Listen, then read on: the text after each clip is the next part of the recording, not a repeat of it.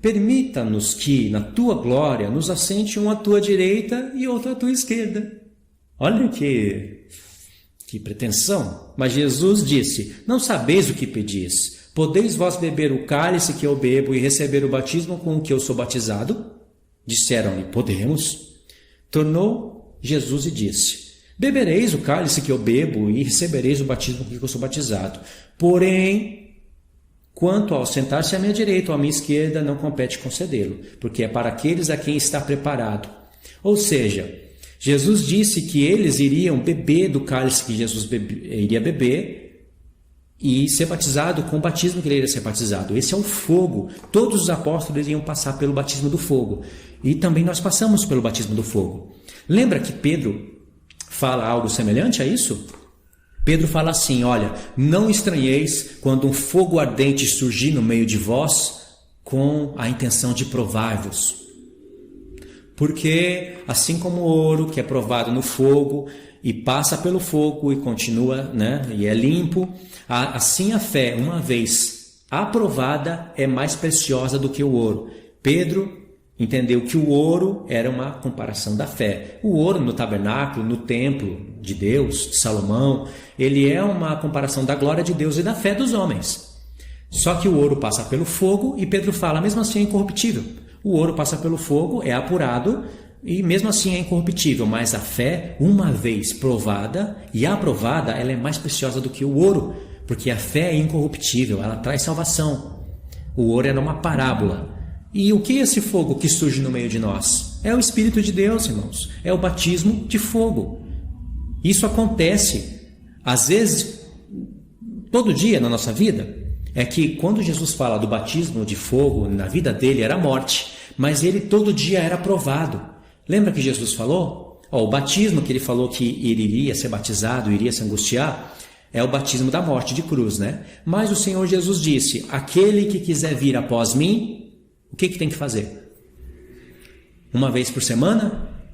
Uma vez ao mês? De vez em quando? A cada dia. A cada dia. Não é solteiro e nem casado. Ele falou aquele. Pode ser solteiro, pode ser casado.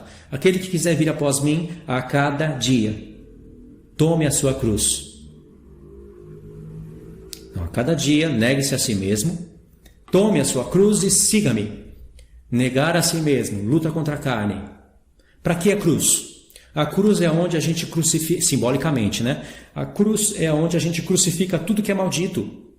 O Senhor Jesus foi pendurado numa cruz como maldito. Então a cruz é símbolo de onde você coloca o que não presta. O Senhor Jesus prestava, claro, mas ele se fez maldito por nós.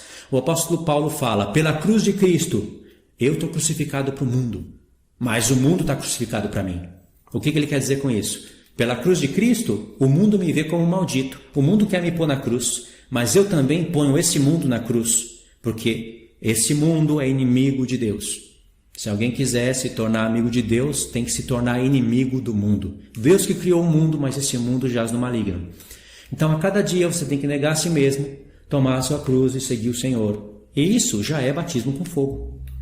Entendeu? É claro que se a gente falhar, confessar os pecados, o Senhor Jesus está como sumo sacerdote à destra de Deus. Ele vai nos perdoar.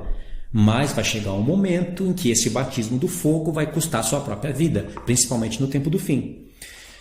Irmãos, acabei aqui essa folha. Agora, eu tenho mais aqui. Hebreus 6 com Efésios 4 e Efésios 2. E claro que não vai dar para fechar isso daqui antes de acabar a transmissão. Como é que a gente faz? Continua ou pode fazer essa live amanhã? Queria saber de vocês. Deu para matar as dúvidas aí? Deixa eu ver aqui alguma coisa. Eu já vi que tem pessoas que é contra o batismo nas águas, né? Eu acho, né? Pelo que eu estou lendo aqui. Eu não sei se a pessoa viu o texto, mas se ela viu, então não preciso explicar nada, né? O próprio texto falou. Continua, irmão. Amanhã, mas posta depois no YouTube. Continua. Vamos continuar. Vamos lá, Hebreus 6. Ok, vamos continuar então. Vai ser bem rápido agora. Hebreus 6. Texto difícil. Presta atenção nessa leitura. Eu vou ensinar duas coisas aqui bem rápido. Por isso, pondo de parte os princípios elementares da doutrina de Cristo, deixemo-nos levar para o que é perfeito, não lançando de novo a base do arrependimento, de obras mortas e de fé em Deus, o ensino de batismos e da imposição de mãos, da ressurreição dos mortos e do juízo eterno, e isso faremos se Deus permitir. Tem muitas pessoas que interpretam isso daqui de maneira errada. Significa que não está entendendo o sentido da carta. O miolo da carta de Hebreus é aqui. Se você interpretar Hebreus 6, provavelmente você vai interpretar todo o conteúdo da carta de maneira correta, porque você vai estar entendendo o que está acontecendo no contexto no qual está escrito isso daqui. Olha só o que as pessoas interpretam. Por isso, pondo de parte os princípios elementares da doutrina de Cristo, deixamos-nos levar para o que é perfeito. Aí o que é perfeito aqui no texto cai em esquecimento. Ninguém sabe o que é perfeito. Aí eles dizem, não lançando de novo a base do arrependimento de obras mortas e de fé em Deus, ou seja, essas coisas do princípio, não vamos lançar de novo isso, vamos prosseguir porque é perfeito. O ensino de batismos, de imposição de mãos, da ressurreição dos mortos e do juízo eterno, isso são os princípios elementares, irmãos. Vamos prosseguir porque é perfeito. Irmãos, o que é perfeito então? Não tem aqui no texto o que é perfeito. Irmãos, pregar. A base do arrependimento é pregar o Filho de Deus. De obras mortas, é aquelas leis que faziam da antiga aliança que não podiam mais dar vida a ninguém porque Jesus veio. E de fé em Deus, o ensino de batismos, isso é o que nós estamos estudando, é o que edifica a igreja. A imposição de mãos, da ressurreição dos mortos e do juízo eterno. Isso não é perfeito? Todas essas doutrinas aqui, esses 6 pontos que nós lemos, 6, vamos ver. Base do arrependimento, de obras mortas. 2, da fé em Deus. 3, ensino de batismos. 4, imposição de mãos. 5, ressurreição dos mortos. 6, do juízo eterno.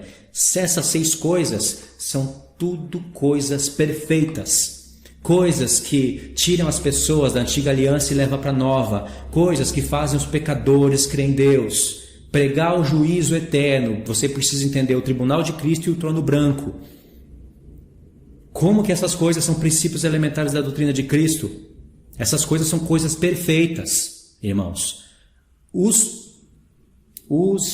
princípios elementares da doutrina de Cristo é o que o escritor de Hebreus está falando no capítulo 5. É o sumo sacerdote terrestre. Aquelas obras da antiga aliança. Lembra aqui, nesse ponto aqui, existe templo. Existem sacrifícios. Lê Hebreus 8. Em Hebreus 8, o escritor de Hebreus vai falar que todas aquelas coisas eram uma parábola para aquela época. Hebreus 9, quer dizer... porque eles fazem aquelas coisas como sombra das coisas futuras. Em Hebreus 8, o escritor de Hebreus vai mostrar que ainda existe o tabernáculo.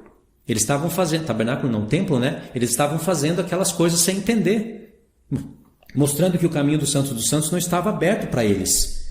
Em Hebreus 7, o escritor de Hebreus vai falar que a nova aliança é perfeita, assim como o Filho de Deus é constituído perfeito para sempre. E esses pontos que nós lemos aqui, esses 6 pontos, são pontos de perfeição. São pontos que edificam a igreja.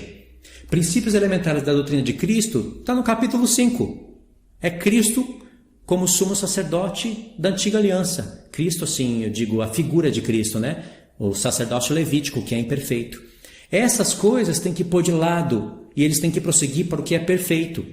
Eles haviam lançado mão dessas coisas. Por isso que o escritor de Hebreus fala, aqui, ó, no verso 4. É impossível, pois, que aquele que uma vez for iluminado, provaram do dom celestial e se tornaram participantes do Espírito Santo e provaram da boa palavra de Deus e dos poderes do mundo vindouro. Tem pessoas que não sabem aqui quais são os poderes do mundo vindouro. Os poderes do mundo vindouro são essas coisas que os apóstolos estavam fazendo. Olha, é impossível que as pessoas que provaram tudo isso e caíram, sim, é impossível outra vez renová-las para o arrependimento, visto que de novo estão crucificando para si mesmo o Filho de Deus e expondo a ignomínia.